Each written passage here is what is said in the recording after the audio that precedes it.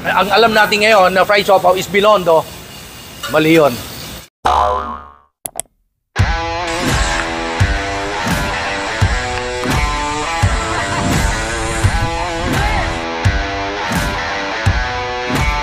you ready?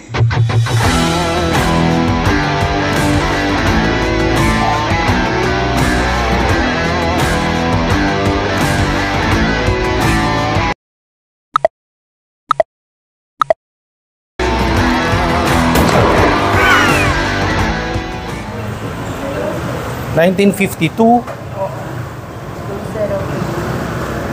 25. 73 years. 73 years! My God! Matanda pa sa lolo mo, sa lolo ko. Ang fried siopaw na ito, 73 years old, dito sa Caloocan City. Guys, andito tayo sa Tanno. Ayan o. Tanno Canteen.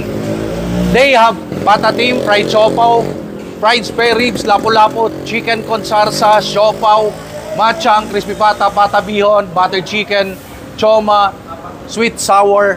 Ang address po nito ay 182 2nd Avenue, corner Del Mundo Street, Caloocan City. Ito ang telephone number, 856-15911. Grabe, no? Hindi ako mapaliwala. Promise. 73 years old na fried siopaw. Sabi nila, ang sikat at masarap na fried siopaw nasa Binondo. Pero, may nagsabi sa akin, hindi daw doon. Dito daw, sa Caloocan City. Ito ang Tanno fried siopaw. Again, 73 years old ha. Si Angkong pa, Ingkong. Ayun o, si Madam o. Ay, ayaw. So guys, pakita ko sa inyo. Habang nagluluto ng fried siopaw, ito. Yan.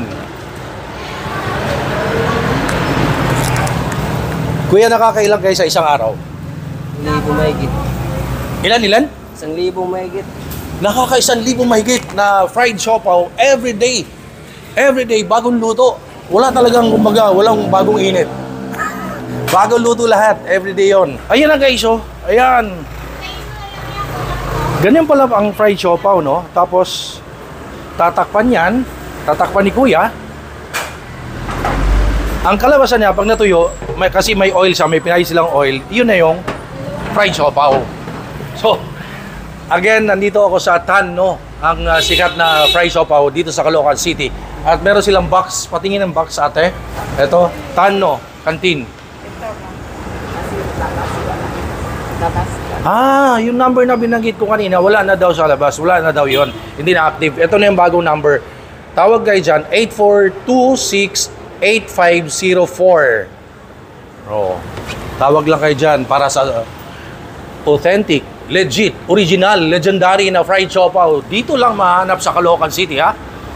Kasi mamaya may makakausap tayo, makakasama tayo, mga senior, mga tita, titos. Sila magpapatunay kung gaano nakatagal at binabalik-balikan itong fried siopaw ng Caloocan. Hindi nga daw sa Binondo eh. Dito pala, sa Caloocan, ang original na fried siopaw. Again, 73 years old. Sabi ni Auntie. Nahiya si Auntie.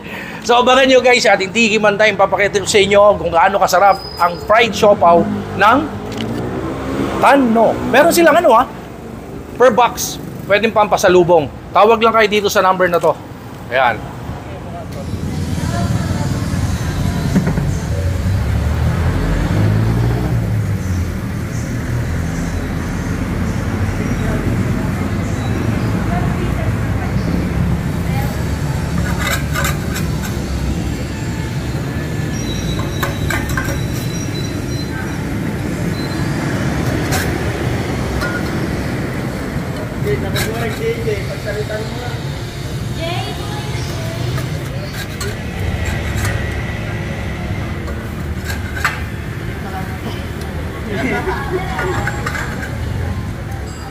Ayan yung siopaw guys, oh.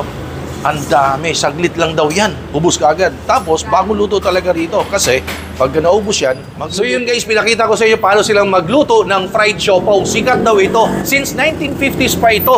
Chinese restaurant na karinderya style. At bukod sa fried siopaw, meron sila dito mga lutong ulam. Ayan, oh.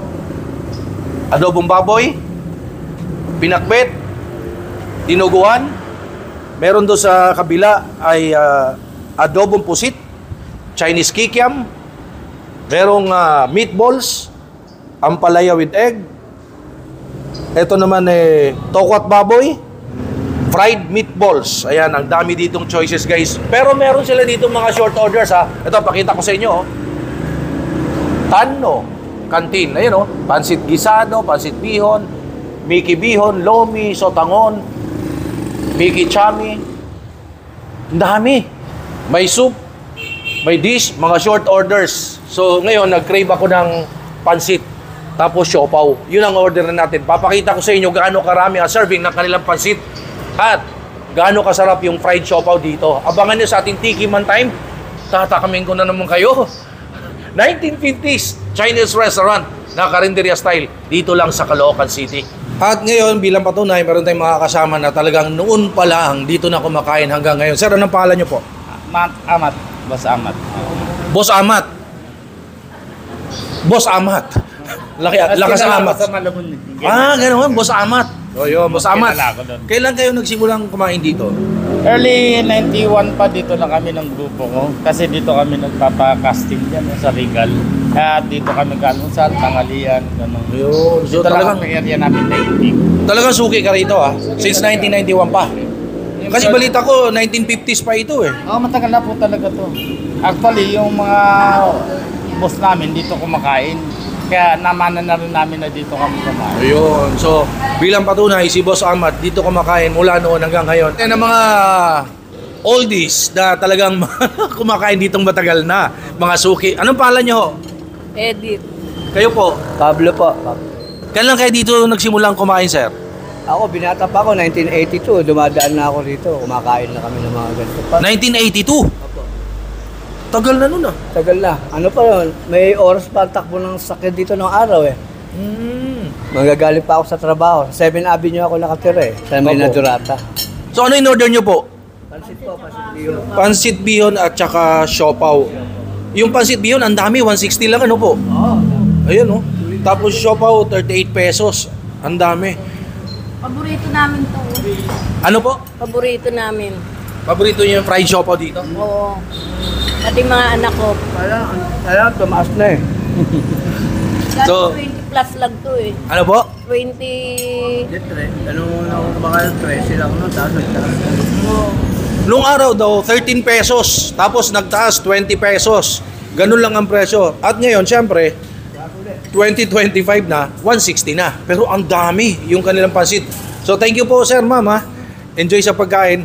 Ngayon, iyan naman ang ordering ko para matikman natin. So ito na guys, titikman na natin ang since 1950s na Chinese restaurant, pwede rin karinderya style ng mga Pilipino.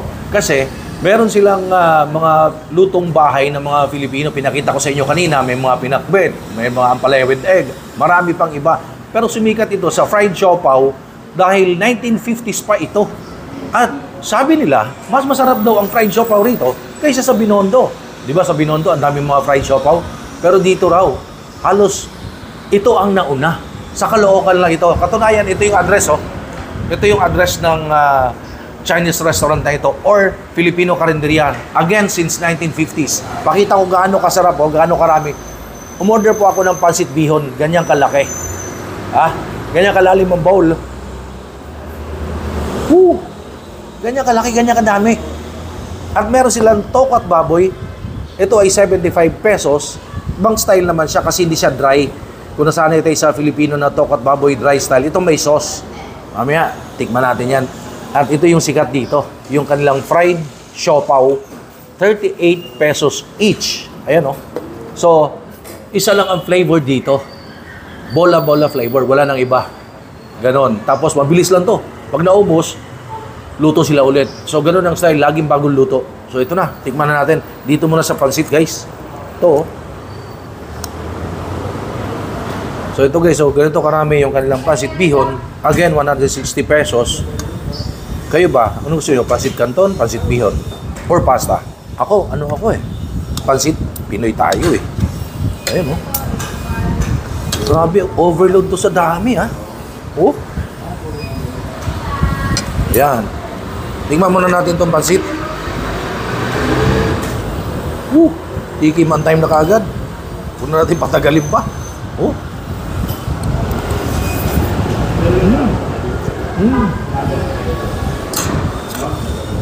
Sarap. Namiss ko yung bihon ah. Ayan, meron sila ditong toko at baboy. Yung toko at baboy nila, again, hindi siya typical Filipino na walang sauce. Ito may salsa.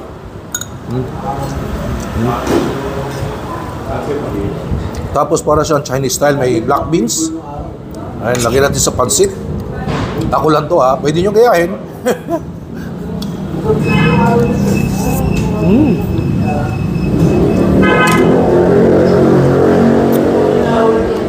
Yung sauce, manamis-namis, pero may alat ng konti. It's because of the black beans. Toko at baboy.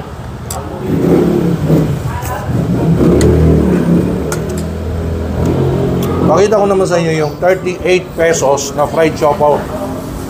Ito talaga yung sikat dito. At nag-start sila 1950s pa. One flavor lang siya, bola-bola. Ayun o.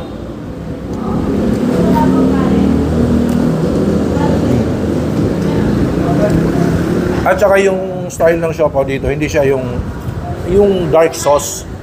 Ang binibigyan nila, ito hot sauce.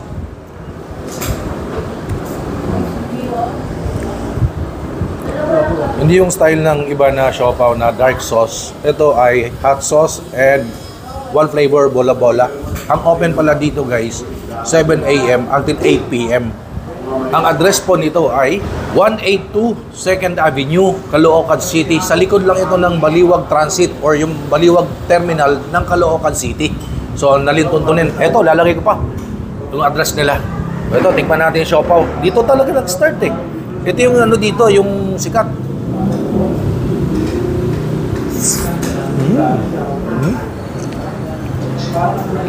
Sarap. Isipin mo, legendary siopaw since 1950s at ano sila, pwedeng Chinese restaurant, pwede rin Filipino karinderya. Kasi nagsaserve sila ng mga Filipino foods eh, mga lutong bahay. And meron din mga Chinese food, so mix-mix na.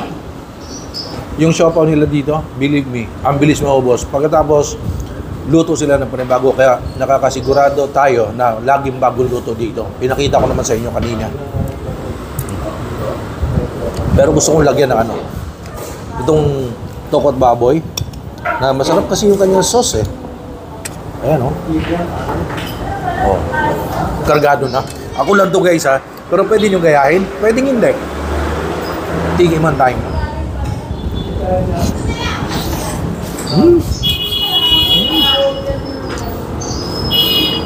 Nag-blend, nag-complement yung ano,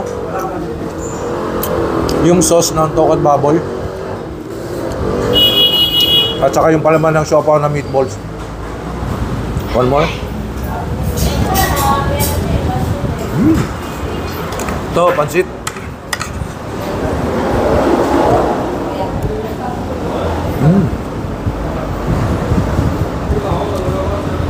Pansit pa more.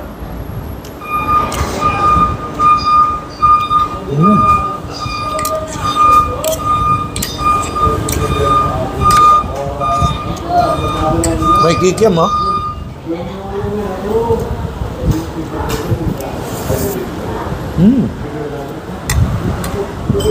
Masarap yung pagka-luto ng bihon.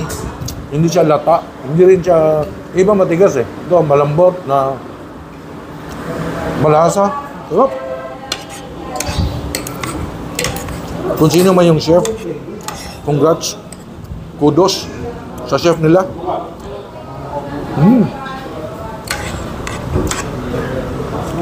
Lagyan natin ng toko at baboy. Yung pansit. Kasi sarap ng sauce eh. Nung kanilang toko at baboy.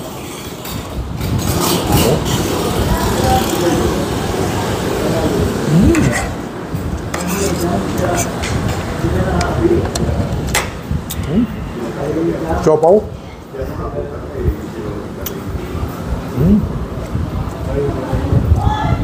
Sige man tayo.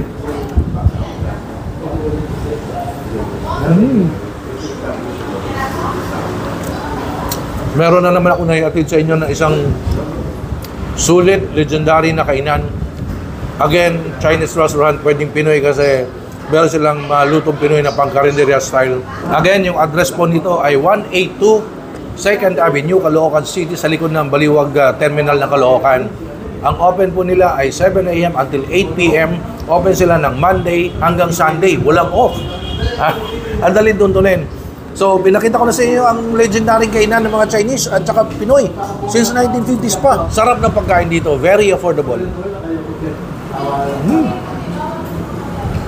Panalo talaga dito, guys. Believe me. And gusto ko lang mag-thank you sa kaibigan natin. Ito, Checkpoint Shoes. Ganda kasi ng shoes natin. Ibang style naman, ibang design. Ayan. Meron sila sa Shopee, Lazada, TikTok, Instagram, Facebook page. And of course, ito yung kanilang Facebook page. Ito, ang Checkpoint Shoes. Paki-like yan, comment, or order kayo dyan. Contact kayo dyan. Very affordable mga sapatos. Quality, talagang sigurado dahil gawang Marikina yan. Let's support locals, let's support Marikina shoemakers, ang Checkpoint Shoes. So, thank you so much, Checkpoint Shoes. Bagong luto na naman. Grabe guys, walang tigil ang luto ng fried siopaw dito. Kita nyo mga pinipilahan, ang daming tao. Everyday bago luto. Walang bagong init. So again, nandito po ako sa Tan No. 73 years old na fried siopaw here in Caloocan City. Ayan Yan, bago luto talaga. Ang daming waiting. Kakaintay ng mga tao. Open sila from 8 in the morning until 9 p.m. They have Chinese food, Filipino food, and sikat nga sila sa fried siopaw. Sabi ko nga, kung sikat, ang alam natin ngayon na fried siopaw is Binondo, mali yun. Dito pala nag-start ang fried siopaw. Why? 73 years old. Again, 73 years old na fried siopaw here in Caloocan City. So thank you so much for watching my videos. Please follow me on TikTok, Instagram, Facebook page, Noah Lower Vlogs for the Travel. And of course, like, comment, share, subscribe dito sa aking YouTube channel. Pinakita ko naman sa inyo ngayon ang kung saan yung sikat na una na fried siopaw. Only here in Caloocan City. Let's support locals. Let's support Chinese food, Chinese Filipino food dahil they offer Filipino food and Chinese food here in Tan No, Caloocan City. Thank you guys. Stay safe everyone. And I would like to say thank you so much Tan No dahil meron tayong isang box na fried siopaw. Again, 38 pesos each. Pag pasalubong na box, ito ay 380 pesos. Ito, yun Thank you so much, Tan No, for the 1 box fried siopaw. Okay, hi guys. Please don't forget to subscribe and like Noel Vlogs para maging magandang araw natin palagi. God bless.